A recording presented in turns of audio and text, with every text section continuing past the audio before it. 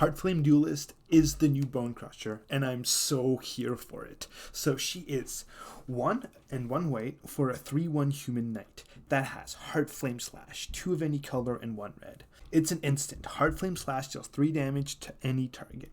And instant and sorcery spells you control have lifelink. So for control decks, I think this card is spectacular. It can be a 2 mana 3/1 chump blocker early if you need it, or it could be a 3 mana removal. And she has synergy with herself because you can turn 2 play her, and then turn 3 use another Heartflame Duelist and gain the 3, basically turning it into a lightning helix. And red has a lot of different damage-based removal, and against an aggressive deck it would be absurd. But the funniest thing I think this card does is you play her on turn 2, you're playing against a really aggressive deck that has a lot of creatures, and then on turn 3 you Brotherhood's End. So let's say they have 3 creatures, which is pretty reasonable for turn 3. You would gain 12 life on turn 3 and wrath their board.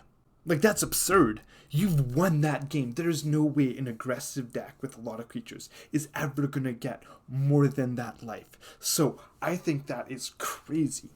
But I still think she's less strong than Bone Crusher Giant, because Bone Crusher Giant kind of scales better, because you can play the adventure first on 2, and then on 3 play the Bone Crusher Giant. But if you play her on 2, you won't be able to use her spell. So that's kind of disappointing.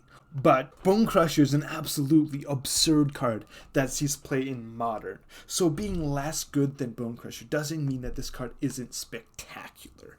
And I really hope there is a red-white and maybe blue control deck that utilizes this, because I think it's going to be very strong. It can also be used in aggressive decks. 3 mana deal 3 damage to the face isn't that bad, especially when it comes to the 3/1, which can pressure your opponent's life total.